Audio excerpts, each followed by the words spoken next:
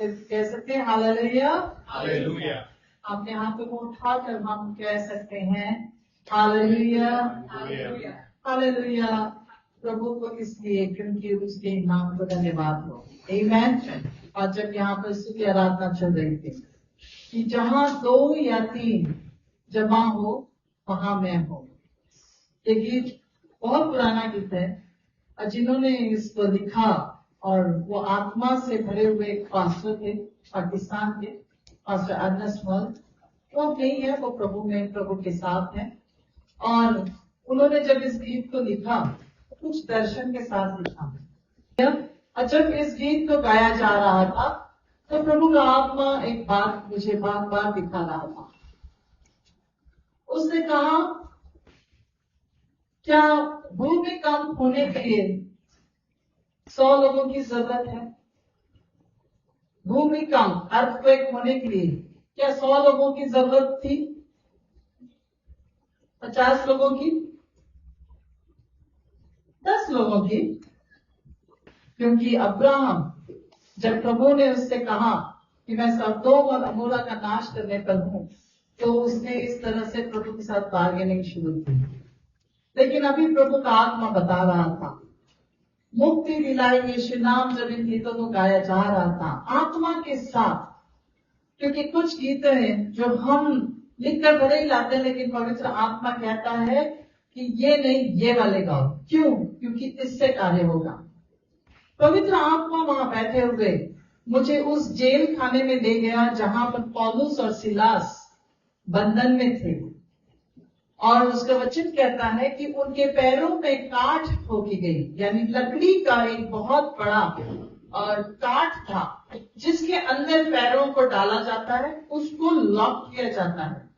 उसी तरह से उनके हाथों में बेड़ियां थी, पैर में काठ थी, वो बंद थे, लॉक थे, हाथों में बेड़ियां थी, वो चेन से बंधे थे। लेकिन क्या उनका मुख बंद था? उनका मुख बंद था? नहीं। उनकी 2 लोगों की स्तुति आराधना ने वहां पर भूकंप ला दिया। इतना बड़ा भूकंप हुआ कि वहां पर लोग सो नहीं रहे थे। जेल में शायद जेलर सो रहा था, तभी उसको पता नहीं चला। लेकिन जब भूकंप आया, जब सब कुछ हिल गया, डावाडोल हो गया, सब गिर गया, तब उसको ध्यान में आया कहीं कैदी भाग तो नहीं गए। तो इसीलिए उसको लगा हम भाग गए होंगे, इसलिए अपने आप को मारने के लिए उसने छुरा उठाया। और तभी पौलुस ने कहा, अपने आप को हानि मत पहुंचाना, हम कहीं नहीं भागे, हम यहीं पर हैं। हालेलुया। इसका मतलब पौलुस और सिलास की स्तुति आराधना में वो सामर्थ कहां से आई, वो ताकत कहां से आई? क्योंकि उन्होंने आत्मा और सच्चाई से स्तुति आराधना की। और जितने जेल खाने में लोग बंद थे वो भी उस स्तुति आराधना में शामिल हो गए। और प्रभु कहता है कि आज यहाँ पर इस जगह में जब प्रार्थना हम कर रहे थे, थोड़ा देर पहले जब आए थे, यहाँ पर प्रार्थना कर रहे थे, योगेश पीछे की कुर्सियां जो है वहां पर प्रार्थना कर रहे थे। और प्रभु का आत्मा खिड़की के पास ले गया जहां से पूरा एरिया यहाँ से दिखता है पिपरे सौदागर का। और वहां पर बिल्डिंगें हैं बड़ी बड़ी, वहां देख करके प्रार्थना करना शुरू किया। अचानक से पवित्र आत्मा ने कहा, नीचे देखो, नीचे गार्डन है। क्या पता कोई वहां पर सुसाइड का मन लेकर के बैठा है।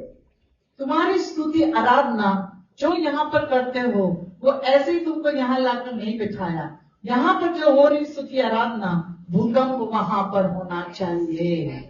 हालेलुया। हम लोग 2 या 3 से ज्यादा हैं। अगली बार हम स्तुति आराधना ऐसे करेंगे जैसे पौलुस और सिलास ने की। वो ऐसी स्तुति आराधना कर रहे थे। क्या वो 100 लोग थे? वो 50 थे? लेकिन 2 लोग पूरे आत्मा और सच्चाई से ऐसे स्तुति आराधना कर रहे थे कि भूकंप आ गया।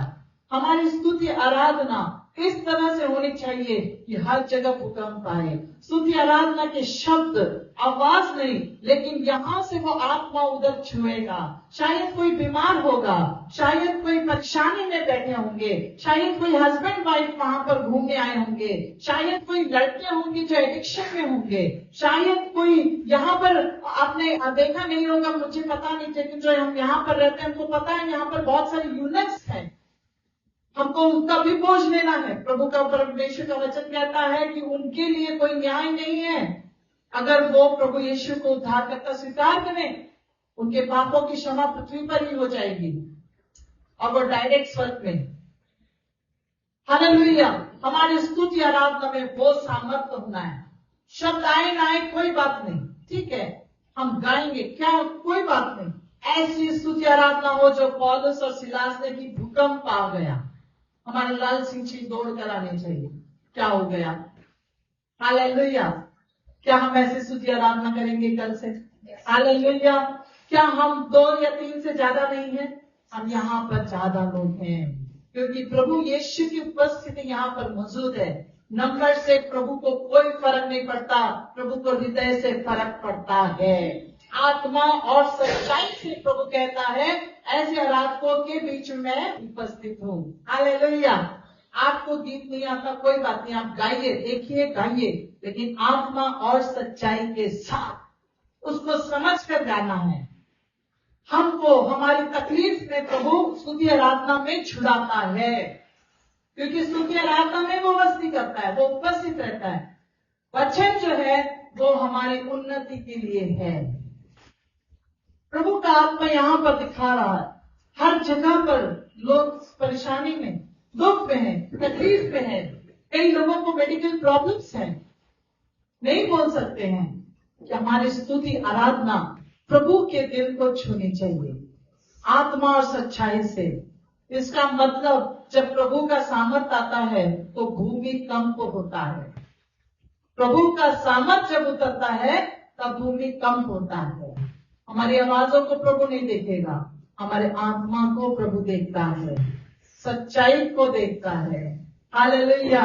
गीतों में वो, शब्दों में वो ताकत थी कि जहां 2 या 3 जमा हो, तुझे अकेला नहीं छोड़ूंगा, अनाथ नहीं छोड़ूंगा। सोचिए ये शब्द अगर किसी के कान में नीचे पड़े तो क्या वो सुनेगा नहीं? ऐसा कौन है जो बोल रहा है तुझे अनाथ नहीं छोड़ूंगा, अकेला नहीं छोड़ूंगा, मैं तो यहाँ अकेला बैठा हूं, सुबह से बैठा हूं। ऐसा क्या है? कौन गा रहा है? ये कौन से शब्द हैं? शब्दों को फॉलो करते करते यहाँ पर कोई आना चाहिए। अरे बाप रे, ये कौन गा रहा है? मैं तो अकेला हूं इस दुनिया में, लेकिन यीशु ने कहा मैं जगत के अंत तक तेरे साथ हूं। सब कुछ व्यर्थ है। सबोपदेशक का लेखक कहता है सुनमा कि सब कुछ व्यर्थ है, सब कुछ व्यर्थ है।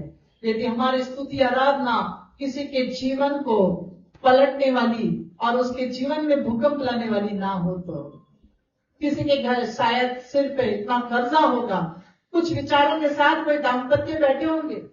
यहाँ पर ब्रदर योगेश सिसोदिया की गवाही थी कि उन्होंने कोशिश की थी, कर्ज में डूबे हुए थे इतने कि हम एक दिन अपना अंत कर लेंगे, लेकिन प्रभु ने उनके जीवन को पलट के रख दिया और आज वो प्रभु की उपस्थिति में ऐसे ही नहीं बैठे हैं।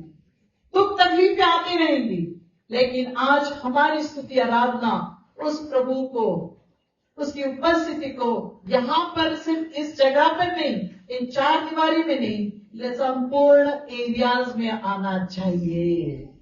हालेलुया। गूगल के मैप के लिए हम प्रार्थना करते रहेंगे। हालेलुया। अनेक लोग हैं, भूलिएगा नहीं, 3 मजूसी, नाम नहीं दिया है, लेकिन कुछ मजूसी आए, 3 गिना जा रहा है। मजूसी आए क्यों? क्योंकि सोना मोर लोबान लेके आए, इसलिए 3 बोला जाता है।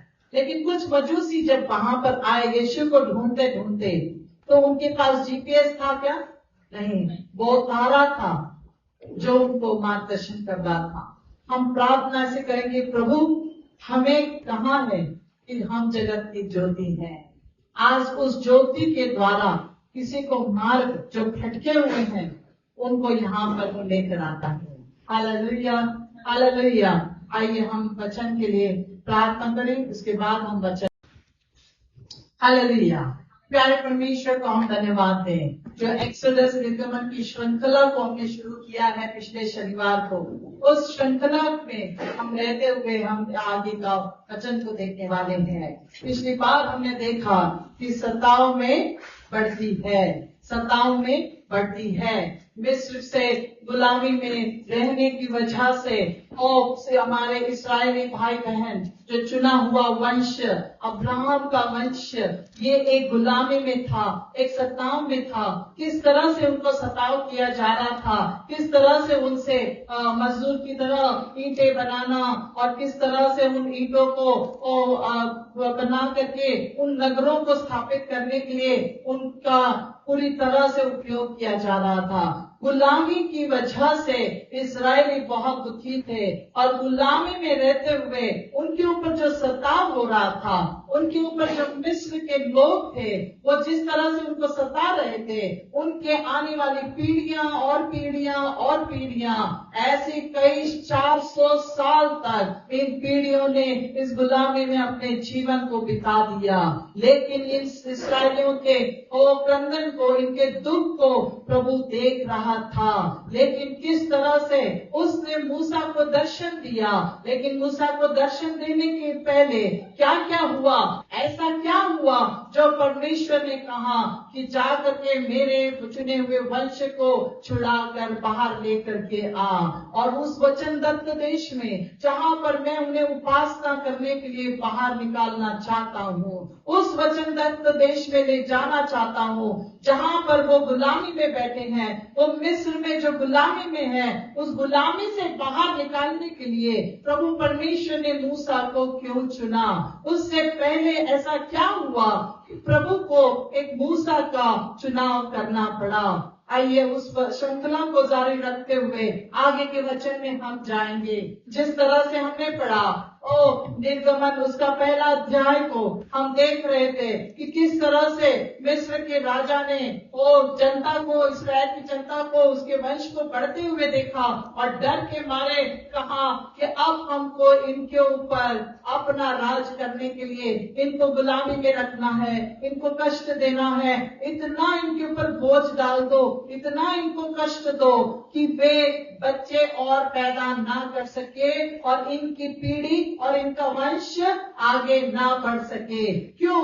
कहीं ऐसा ना हो कि ये इस्राएली लोग, चुना हुआ वंश हमारे दुश्मनों के साथ मिलकर हमको ही अटैक ना कर दे। हालेलुया।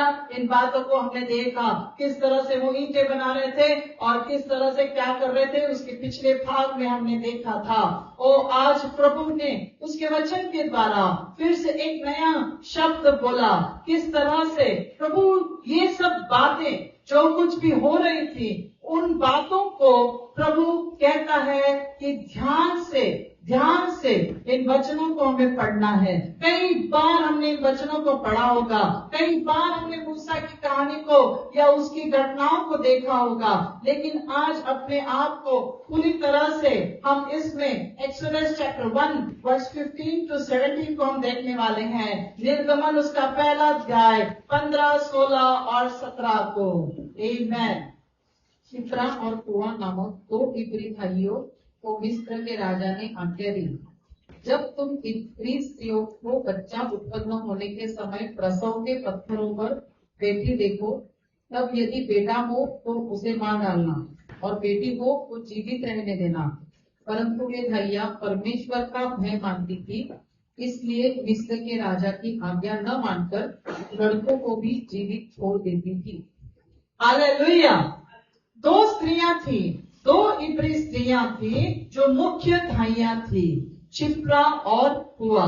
एक मिडवाइफ्स का काम जो मिडवाइफ्स करती हैं, जो बच्चा जनने के लिए आती हैं, उन स्त्रियों का डिलीवरी करने का काम ये स्त्रियां। लेकिन यदि आप सोचे, जब मिस्र देश से जब इस्राएली बाहर निकले तो कितने लाखों लोग बाहर निकले थे, तो क्या लाखों लोगों में कुछ हजारों स्त्रियां शायद गर्भवती होती होंगी। क्या गर्भवती 1000 स्त्रियों में क्या ये 2 धाइयां ही काम करती थी? ऐसा नहीं है। ये 2 धाइयां मेन धाइयां थी, उनके अंदर भी अनेक स्त्रियां थी, अनेक नर्सेस रही होंगी, मिडवाइफ्स रही होंगी, जो गर्भवती इस्राएली और इब्री नाम लिखा है, इब्री स्त्रियों को वो डिलीवरी करती थी और वो जो गर्भवती होती थी उनको जा करके वो बच्चा पैदा करने में मदद करती थी। ये 2 धाइयां जो थी, जो शिप्रा और पुआ नाम था इनका, और इंग्लिश में धाइयों को क्या लिखा है? मिडवाइफ्स लिखा है। शिप्रा और पुआ नाम की ये 2 धाइयां, यानी कि ये हजारों नर्सेस जो थी वहां पर मिडवाइफ्स थे, उनके ऊपर ये 2 जन इंचार्ज थी, इसलिए इन 2 का नाम लिखा हुआ है। और जब ये 2 स्त्रियां इब्रानी स्त्रियों के पास पहुंचती थी, उससे पहले ही वो गर्भवती महिलाएं बच्चों को जन्म दे देती थी। अब मिस्र के लोग, जो मिस्र के थे, उसके राजा ने कहा कि बच्चा जब भी, क्या आज्ञा दी कि मिस्र की 2 धाइयों को बुलाया, जो मेन 2 धाइयां थी शिप्रा और पुआ, उनके अंडर कई हजारों धाइयां होंगी, मिडवाइफ्स होंगी, और कहा कि जब भी तुम इब्री स्त्रियों को बच्चा उत्पन्न होने के समय प्रसव के पत्थरों पर बैठी देखो, तब यदि बेटा हो तो उसे मार डालना। क्यों उसने कहा? क्योंकि वो डर रहे थे कि ऐसा ना हो कि ये वंश बढ़ता जाए। बेटों से वंश बढ़ रहा था, इसलिए बेटों को मार दिया जाए। पहली बार लाइफ में ऐसा सुना होगा कि बेटों को मार दिया जाए और बेटियों को जीवित छोड़ दिया जाए। हालेलुया। आज हमारे यहाँ भी, हमारे देश में बेटियों को या गर्भ में किसी को मारना ये गुनाह है, और हम इस गुनाह और इसके ऊपर करने वाले जो भी है उसको हम साथ देते हैं। हालेलुया। और ये जो भी गलत बातें, और यहाँ पर जो भी हुआ ये गलत बात हो रही थी, लेकिन अब ये शिप्रा पुआ क्या कह रही हैं कि जब भी उनकी स्त्रियां, कौन सी? इब्री स्त्रियां जब भी गर्भवती के लिए आती हैं, जब भी वो उस पत्थर में बैठती हैं, हम पहुंचने से पहले ही वो बच्चों को जन्म देती हैं। ऐसा क्यों कहा गया है? ऐसा क्यों कहा गया है? क्योंकि इब्रानी स्त्रियां 9 महीने तक अपने गर्भ के अवस्था को पूरा होने तक कष्ट करती थी, अपने सिर पर पत्थरों को उठाकर या झुककर, और इतना काम वो किया करती थी कि उनकी समय से पहले ही डिलीवरी हो जाती थी। और उल्टा हो जाता था, मिस्र की स्त्रियां आराम से बैठी रहेंगी राजघराने की तरह, सारे ऐशोआराम में, और उनके कोई कष्ट नहीं था, इसलिए उनको जच्चा के वक्त, बच्चा जन्मने के वक्त उनको तकलीफ हुआ करती थी। और जब भी ये धाइयां वहां पर पहुंचती थी, उससे पहले ही ये बच्चों को जन्म देती थी। शायद जन्म देते वक्त भी इन धाइयों की जरूरत इब्री स्त्रियों को नहीं लगती थी, लेकिन मिस्र की स्त्रियों को लगती थी। जब तक वो मिस्र की स्त्रियों की डिलीवरी कर आती थी, तब तक ये बच्चा जन्म चुकी होती थी। हालेलुया। क्या कभी प्रभु की महिमा को इस तरह से देखा और पढ़ा है कि किस तरह से उसकी दृष्टि अपने लोगों पर लगी रहती है, उसके धर्मी जनों पर लगी रहती है। और आज यहाँ पर जब हम पढ़ रहे हैं 16 वचन को फिर से पढ़िएगा। जब तुम इब्री स्त्रियों को बच्चा उत्पन्न होने के समय प्रसव के पत्थरों पर बैठी देखो, तब यदि बेटा हो तो उसे मार डालना, और बेटी हो तो जीवित रहने देना। आगे पढ़िए। परंतु वे धाइयां परमेश्वर का भय बस। ये धाइयां साधारण धाइयां थी क्या? ये धाइयां, ये मिडवाइफ साधारण नहीं थी, ये परमेश्वर का भय मानने वाली स्त्रियां थी। परमेश्वर का भय जो मानता है वो आशीषित होता है।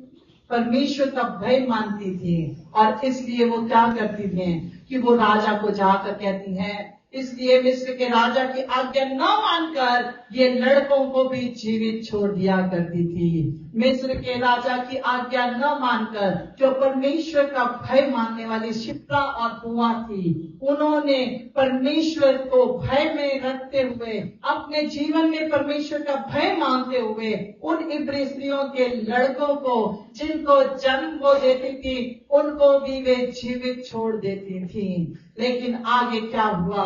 भाइयों ने जब वहां पर 19 वचन में जब पढ़ेंगे तो भाइयों ने फिरौन को उत्तर दिया, 18 में हम पढ़ेंगे, तब मिस्र के राजा ने बुलवा के पूछा, तुम जो लड़कों को जीवित छोड़ देती हो तो ऐसा क्यों करती हो? वो स्त्रियां जो बच्चों को छोड़ देती थी, लड़कों को, मिस्र के राजा ने बुलवाकर उनको पूछा कि तुम ऐसा क्यों करती हो? आप इब्रानी स्त्रियां ने कहा और भाइयों ने कहा कि जो भी स्त्रियां हैं मिस्र की स्त्रियों के समान नहीं है। इसका चुना हुआ वंश मिस्री लोगों के समान नहीं है। वो परमेश्वर का भय मानने वाले लोग, परमेश्वर की चुनी हुई संतान, जो परमेश्वर के द्वारा चुना हुआ वंश, जो परमेश्वर के भय में चलते हैं, उनको जीवित छोड़ता है, उनको प्रभु जीवित छोड़ता है। और प्रभु का वचन कहता है कि यहाँ पर 19 में तिमोथाइयों ने कहा, वे मिस्र की स्त्रियों की तरह नहीं है। वो ऐसी फुर्तीली है कि धाइयों के पहुंचने से पहले ही उनको बच्चा उत्पन्न हो जाता है। Hallelujah, hallelujah. ऐसी स्त्रियां नहीं है, वो इतनी फुर्तीली है। परमेश्वर का चुना हुआ वंश, परमेश्वर के भय मानने वाला वंश, ये फुर्तीला है, सुस्त और आराम से बैठने वाला नहीं है, फुर्तीला है। फुर्तीला को इंग्लिश में क्या लिखा है? स्ट्रॉन्ग लिखा है, क्या लिखा है? फुर्तीला। 19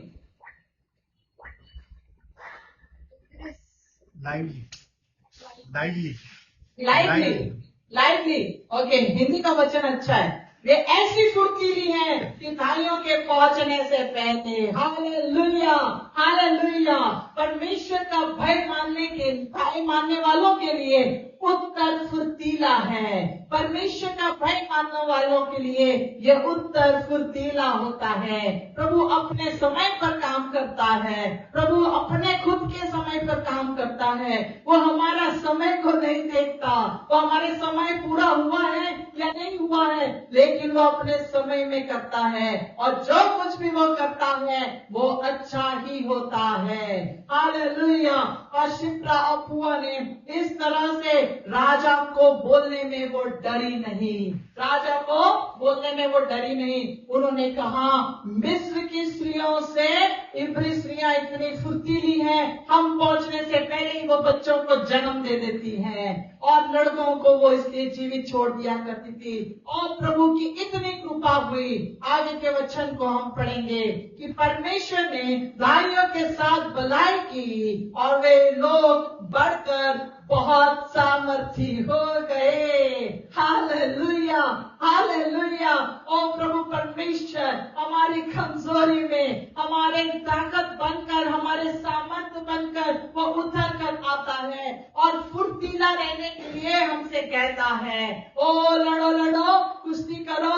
ओ वो कहता है, उसका वचन फुर्ती से, जब उसने कहा गुलामी में से बाहर निकलने से पहले जब 10वां विपत्ति आया, तो प्रभु परमेश्वर ने कुछ आज्ञाओं को बोला था, घर में एक मेमने को काट के उसको पकाना और फुर्ती से खाना, जल से खाना, आराम से बैठकर नहीं। जो परमेश्वर का भय मानते हैं वो फुर्तीले होते हैं, जो परमेश्वर का भय मानते हैं उनके साथ भलाई होती है, जो परमेश्वर का भय मानते हैं उनके ऊपर आशीषें आती हैं। Hallelujah, hallelujah.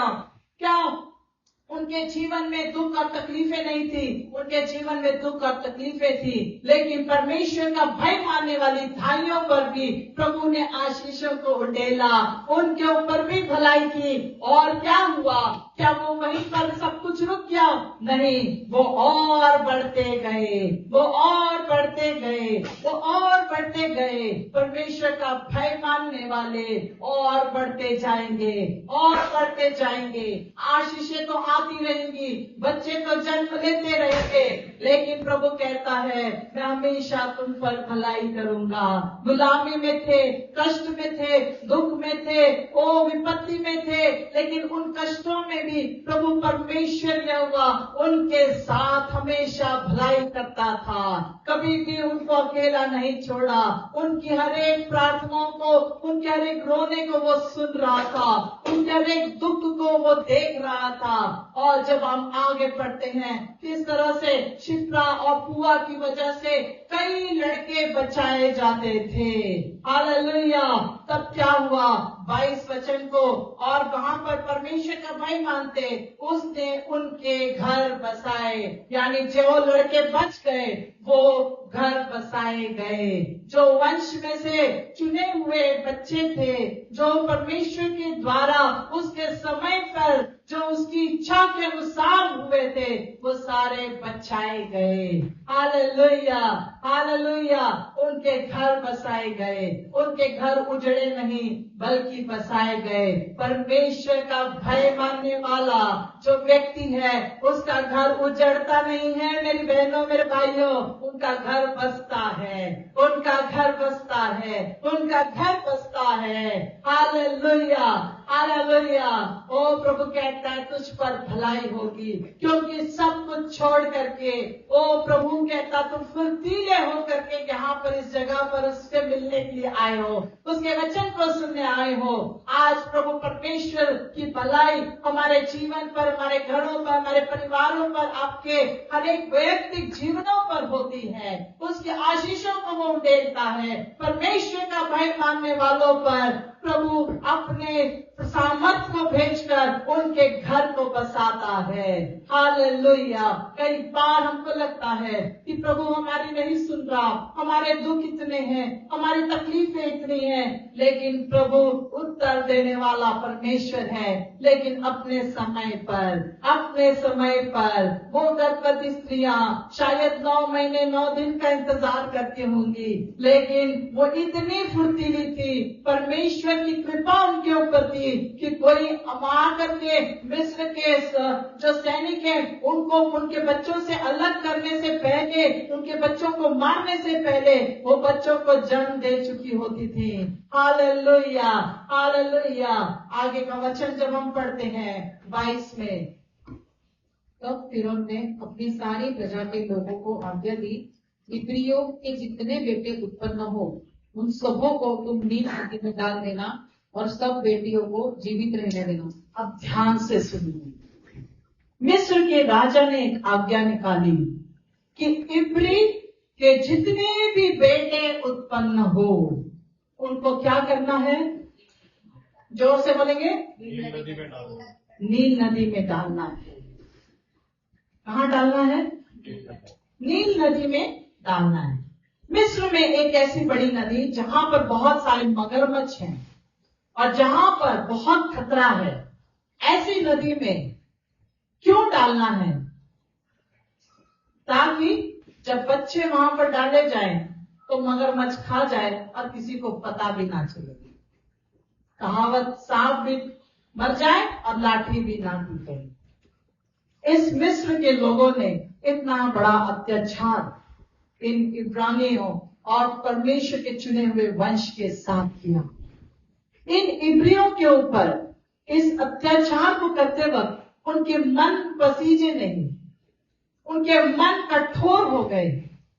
उन्होंने छोटे छोटे बालकों को, आप सोचिए, ये भाइयां जाने से पहले वो बच्चों को जन्म देती थी, लेकिन अगर किसी मिस्र के सैनिक ने बच्चों की आवाज को सुना, तुरंत उस वक्त देख करके लड़का है या लड़की है, पकड़ करके उसको उठा करके नील नदी में डाल दिया ताकि मगरमच्छ खा जाए और उसका नामो निशान मिट जाए, कोई सबूत नहीं रहना चाहिए।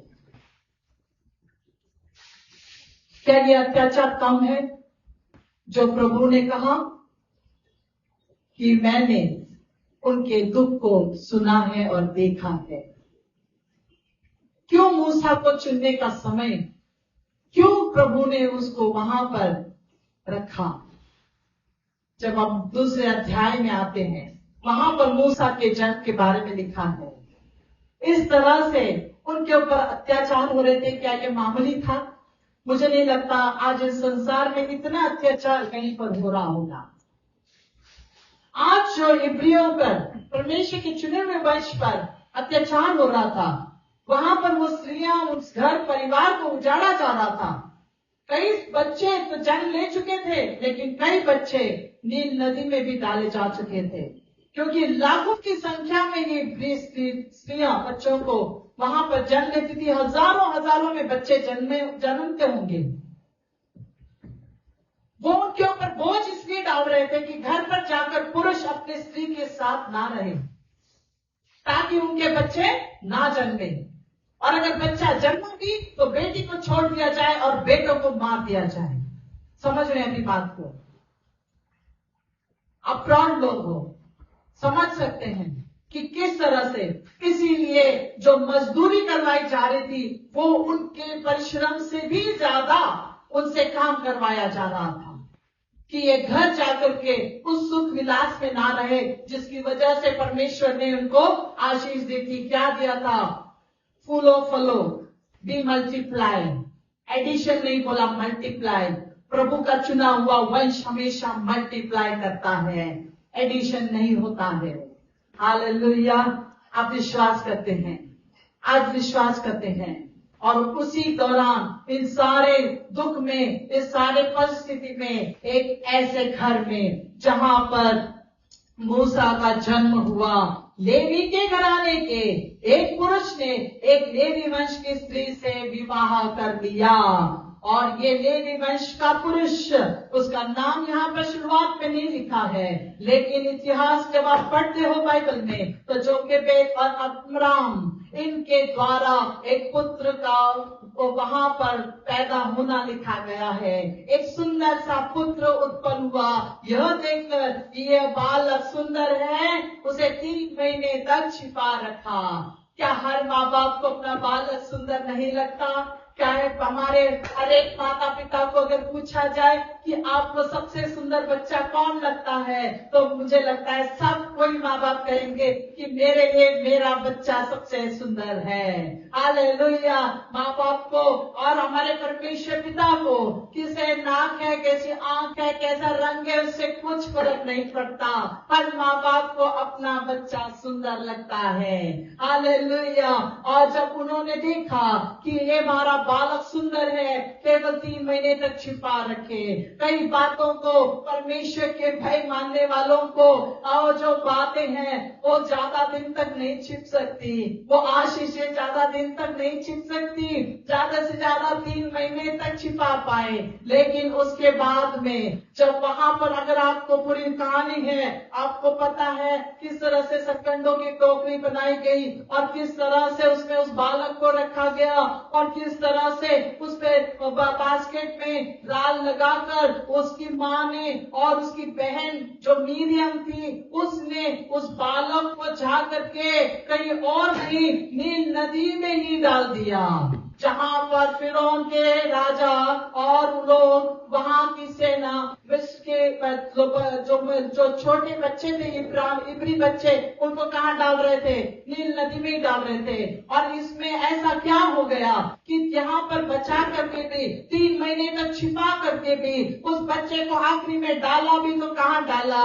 उस नील नदी में ही डाल दिया, जहाँ पर बाकी के भी बच्चों को मारा जा रहा था। ऐसा क्या होने वाला था जो वहीं पर जाकर डाल दिया?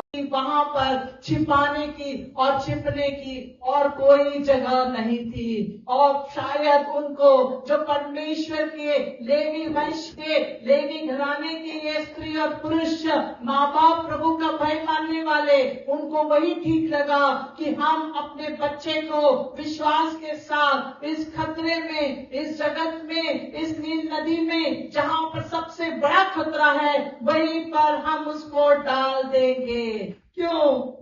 क्योंकि वहां पर प्रभु उस बच्चे पर नजर रखे। इस विश्वास के साथ, इस विश्वास के साथ वो टोकरी को बनाया। आज विषय और मैसेज उसके ऊपर नहीं है, ये इसका अलग ही संदेश है, लेकिन आज उस पर नहीं देख रहे। और परमेश्वर के भय मानने वालों ने एक योजना बनाई, उस योजना बनाने के लिए भी प्रभु ने बुद्धि दी।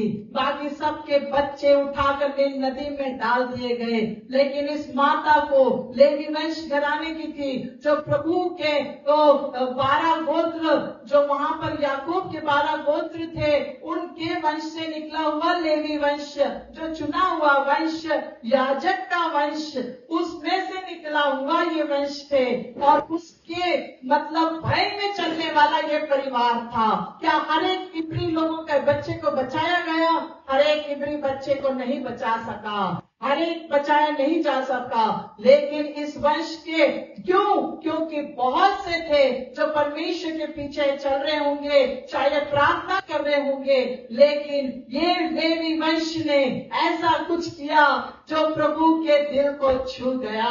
और प्रभु ने उस चुने हुए वंश को इस घराने में भेज करके उनको बुद्धि दिया कि किस तरह से उस बालक को उन्होंने उस टोकरी में रखना चाहिए। उस माता को बुद्धि दिया, उसने एकदम झट से टोकरी बनाई सरकंडों की। नील नदी में क्या मिलता है? हमने पिछली बार देखा, बड़ी बड़ी घासें उगती हैं और उन घासों के द्वारा पेपर्स बनते हैं, जिसे पेपायरस कहा जाता है। और इंग्लिश में पेपायरस करके लिखा भी होगा कि सरकंडों की टोकरी बनाई। और इसका मतलब वो जो घास है, वो ग्रास है, वो उनके घर पर होगी, उसको सुखाया जाता था, उसके साथ काम किया जाता था, ईंटों में भी उसका प्रयोग किया जाता था।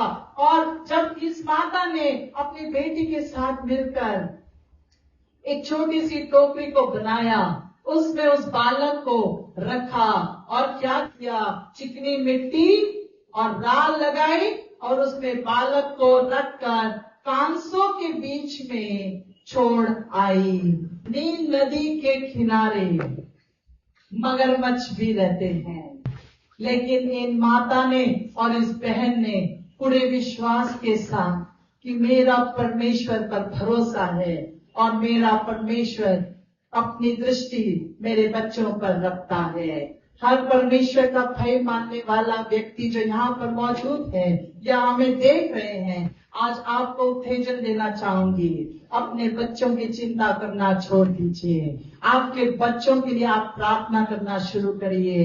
आपके बच्चों को आपने इस नील नदी रूपी इस संसार में अनेक शैतान के मगरमच्छ के योजनाओं में आपने उनको छोड़ा है। कितना दिन तक बच्चों को संभाल सकोगे? ज्यादा से ज्यादा 3 महीने, ज्यादा से ज्यादा 16 साल, ज्यादा से ज्यादा 20 साल। लेकिन कोई बात नहीं, निराश नहीं होना है। परमेश्वर का भय मानने वाली वो माता ने और उसकी बहन ने उस प्रभु के किए हुए कार्य को जो उसकी ओर से था और उस बुद्धि को इस्तेमाल करके अपने बच्चे को बचाया। पूरी प्रार्थना के साथ उस बच्चे को उस टोकरी में रखकर नील नदी के किनारे कांसों में छोड़ दिया। आप भी प्रार्थना करना छोड़ना नहीं है, विश्वास के साथ प्रार्थना करिए।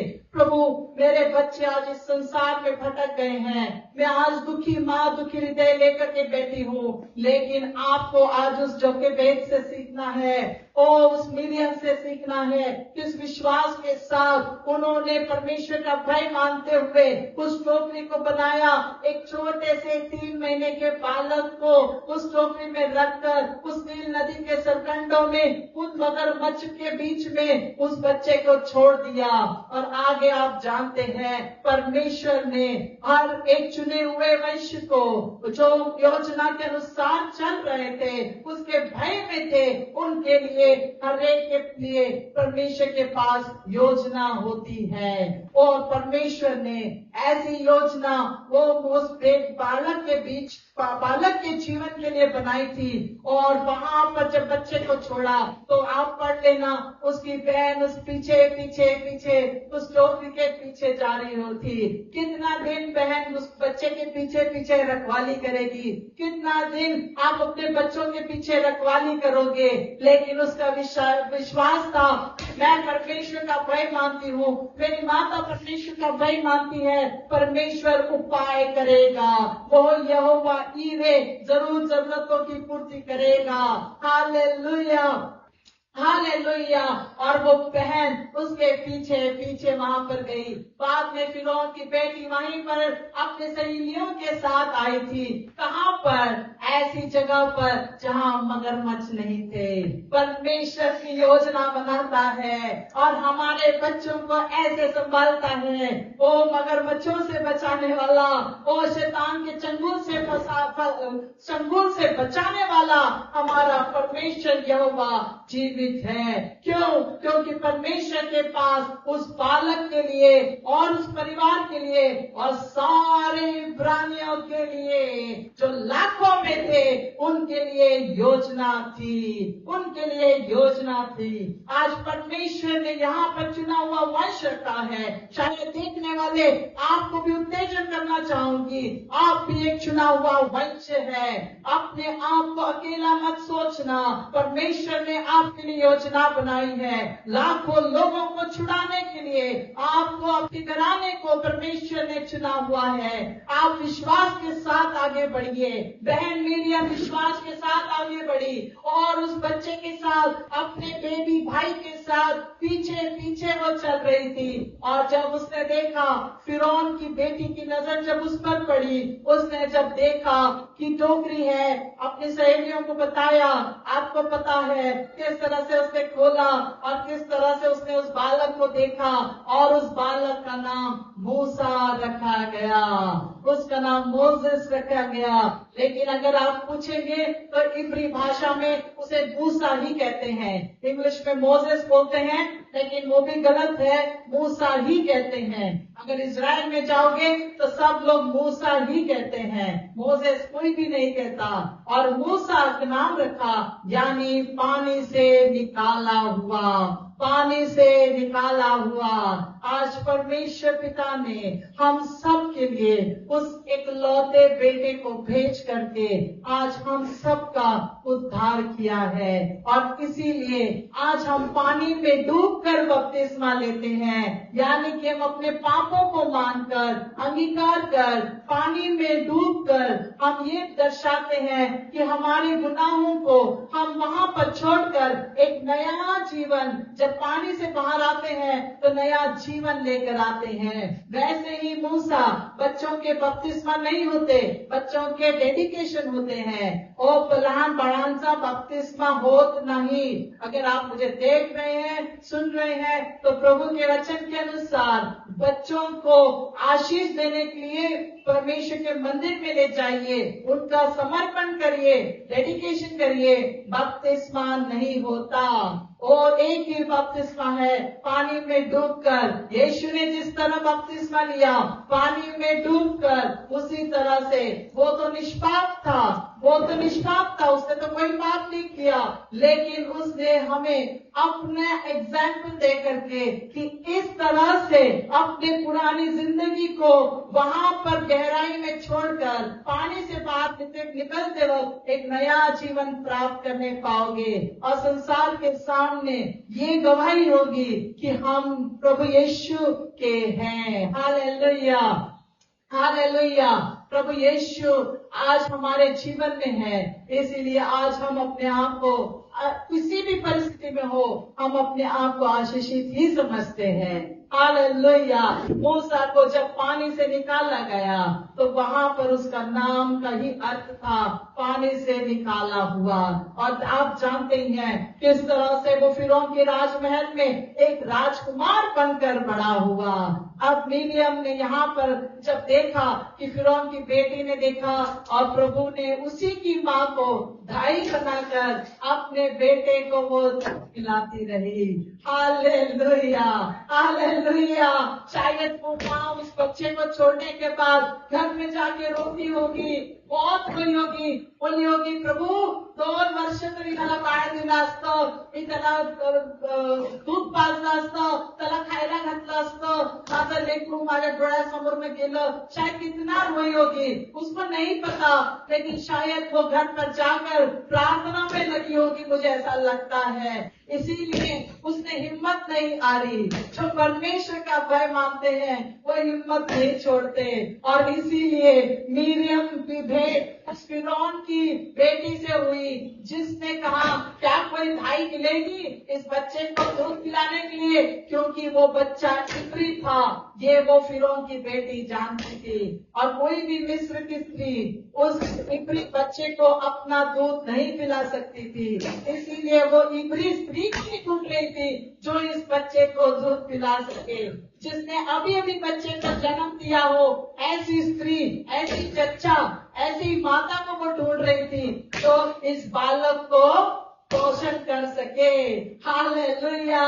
और परमेश्वर ने बिना कोई देर किए उसकी आत्मा सच्चाई से निकली हुई प्रार्थनाओं का उत्तर दिया। मिरियम दौड़ी हुई घर पर आई होगी और बोली होगी, मम्मी जल्दी चलो, जल्दी चलो, आपको बुलाया है। मम्मी ने पूछा होगा कहाँ पर? फिरौन की बेटी ने बुलाया है। क्यों? क्योंकि अपना बच्चा उनके हाथ में है और उस बच्चे को दूध पिलाने के लिए ही तुमको बुलाया है। हालेलुया। कैसा इंतजाम किया। परमेश्वर के भय मानने वालों के लिए प्रभु अद्भुत रीति से इंतजाम करता है। इसका मतलब मूसा का पालन पोषण उसी माता ने किया, उसी माता ने उसे दूध पिलाया जिसने उसे जन्म दिया। इसका अर्थ यही है कि आपके बच्चों के लिए, आपको पोषण करने के लिए प्रभु ने आप ही को ठहराया है। जो भी माता पिता सुन रहे हैं और यहाँ पर बैठे हैं, हर एक को उत्तेजन देना चाहूंगी कि प्रभु परमेश्वर आज आप ही को चुनता है आपके बच्चों का पोषण करने के लिए। कैसे? निराश नहीं होना है। निराश, हालेलुया, निराश नहीं होना है। आज आप कौन सी परिस्थिति में यहाँ पर आए हो या हमें देख रहे हो, मैं नहीं जानती, लेकिन प्रभु आपको जानता है, आपकी परिस्थिति को जानता है, आपके परिवार को जानता है, हर एक माता और पिता के हृदयों को जानता है। आज निराश नहीं होना है। बच्चे नील नदी में चले गए होंगे, लेकिन घर जाकर रोना, आंसू बहाना और प्रार्थना करना नहीं छोड़ना है। वो आपके बच्चों को उन मगरमच्छों के मुंह में नहीं जाने देगा। वो आपके बच्चों को उन मगरमच्छ के मुंह में नहीं जाने देगा, उस शैतान के मुंह में नहीं जाने देगा। वो बंधन से छुड़ाने वाला जीवित यीशु है। लेकिन अगर आपके बच्चे कुछ एडिक्शन में होंगे, चिंता मत करिए मेरे माता और पिताओं। आप विश्वास के साथ इस वचन को आज सुनिए। विश्वास के साथ प्रभु आपसे बात करता है। हालेलुया। हर एक क्षण को माता पिता दुख लेकर के यहाँ पर बैठे हैं या सुन रहे हैं, आप प्रार्थना करिए विश्वास के साथ। आपके बच्चों को वो अकेला नहीं छोड़ेगा। आप ही को उसने रखा है, आप ही को रखा है उसने कि आप उनका पालन पोषण करेंगे। इसी विश्वास के साथ अपने घरों में जाइए, आंसू बहाइए। प्रभु ने आपके बच्चों को बचाया है ना, जन्म लिया, लड़कों को बचाया है, लड़कियों को तो जीवित छोड़ ही दिया है, दोनों भी जीवित है। वो इसीलिए क्योंकि परमेश्वर की योजना के अनुसार आप चल रहे हो। Hallelujah, hallelujah, hallelujah, praise the Lord. जरा पॉज लेते, खिड़की बंद कर दो। Hallelujah, hallelujah. प्रभु ने आपके जीवन के लिए, आपके परिवार के लिए योजना बनाकर रखी है, लेकिन हमको उसकी योजनाओं को पहचानना है। कैसे? अपने घरों में जाकर के अपने बच्चों के लिए प्रार्थना करना शुरू करिए। सबसे पहले पृथ्वी पर प्रभु ने आकाश में पक्षी, तारागण, अंतरिक्ष में सब कुछ बनाया, पेड़ पौधे सब बनाया, लेकिन सबसे पहले उसने अपने हाथों से परिवार को बनाया। और शैतान ने उसी परिवार को छीनने की कोशिश की ताकि वो प्रभु की उपासना के लिए जीवित ना रह सके। बच्चों को मारा जा रहा था। क्यों? क्योंकि फिरौन ने ये अपने लोगों से सुन रखा था जो उसके पास भविष्यवक्ता थे मिस्र में। मिस्र के, इजिप्ट के लोग सबसे ज्यादा पढ़े लिखे लोग माने जाते थे। और उनकी पढ़ाई के अनुसार, जो तारागण की पढ़ाई वो करते थे, उसके अनुसार एक बालक पृथ्वी पर जन्म लेने वाला था, जो इन इस्राएलियों को, इन इब्रियों को, अभी तक इस्राएलियों को, इन इब्रियों को छुड़ाने के लिए जन्म लेने वाला था। ये फिरौन को पता था, इसीलिए वो सभी बेटों का कत्ल करवा रहा था और बेटियों को जीवित छोड़ रहा था, ताकि आने वाला, छुड़ाने वाला वो जन्म ना ले सके। आज आपको मिस्ट्री मालूम पड़ी? ये मिस्ट्री है कि फिरौन ने बेटों को मारने की आज्ञा क्यों दी? क्योंकि मिस्र में सबसे ज्यादा पढ़े लिखे और उसके भविष्य को देखने वाले, पढ़ाई करने वाले भूगोलिक लोग जो तारों की पढ़ाई करते हैं, वो ज्ञानी पुरुष उनके पास बहुत से थे, जो फिरौन को समझाते थे। फिरौन उनको बुलाता था। ऐसा पढ़ाई कहती है, ऐसा लोग कहते हैं कि वो पढ़ाई करके बताते थे कि अब क्या होने वाला है।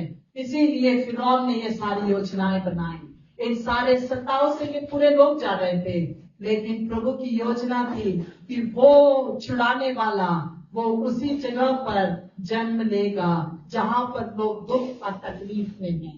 आज यहाँ पर भी बहुत से लोग दुख और तकलीफ में हैं।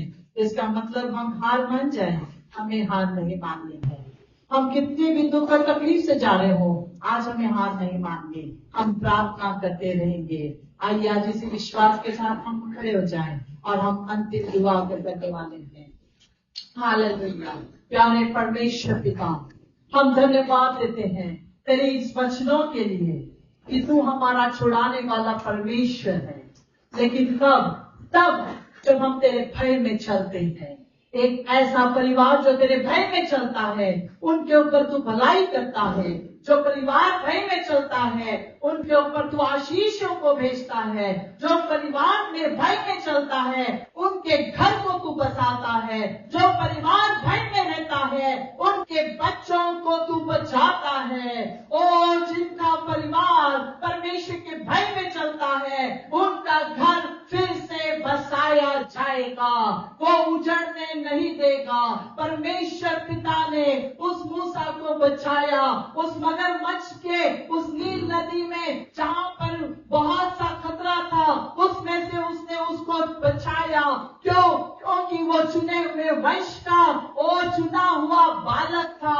और वही लोगों को जो गुलामी में थे, बंधन में थे, तकलीफ में थे, उनको छुड़ाने के लिए परमेश्वर की योजना के अनुसार उस परिवार में जन्म लिया था। और परमेश्वर ने उसे अपने योजना के अंतर्गत उस फिरौन की बेटी के हाथ में उस बालक को सौंपा, ताकि वो महल में पले और बढ़े और सारी शिक्षाओं को, सारी विद्याओं को वो सीखे। वो ज्ञान और बुद्धिमान ऐसा कहलाया गया और वो रूपवान और सुंदर था। जब हम अपने बच्चों के लिए प्रार्थना करेंगे तो बुद्धि और ज्ञान के लिए भी प्रार्थना करना। इस संसार के मगरमच्छ, जो शैतान की तरफ से मगरमच्छ, यहाँ पर अनेक तरह के मगरमच्छ, और जो एडिक्शन के, शराब के, बुरी संगत के, सोशल मीडिया के एडिक्शन में, ओ ऐसे कई जवान बच्चे, कई परिवारों में कई समस्याएं पति पत्नी के बीच में, ओ कई बुरी बातें हो रही हैं। प्रभु कहता इनके लिए दुआ करना शुरू करना। मैं तुमको छुड़ाने वाला चुना हुआ वंश ओ कहलाता हूँ। परमेश्वर तेरे नाम को धन्यवाद देते हैं। आने वाले दिनों में हर एक के जीवन को, हर एक के परिवारों को तेरे हाथों में सौंपते हैं प्रभु, कि तू इन सब को तू बचा। इनके लिए दुआ करते हैं प्रभु। आने वाले दिनों में हम सबको अपने घरों में हर जगह जाते वक्त प्रार्थना करना तू सिखा प्रभु। तेरे पवित्र आत्मा की अगुवाई में हम चलते रहे। आने वाले दिनों में प्रभु हर एक का इस्तेमाल करना। हम तेरा चुना हुआ वंश कहलाते हैं। तेरी भलाई हम पर है, तेरी आशीषों को हम एंजॉय कर रहे हैं। लेकिन इसलिए ताकि जो गुलामी में है वो छुड़ाए जाए। धन्यवाद देते हैं प्रभु इन वचनों के लिए। इसी विश्वास के साथ हम प्रार्थनाओं को मांगते पिता सुना कबूल कर। आमीन।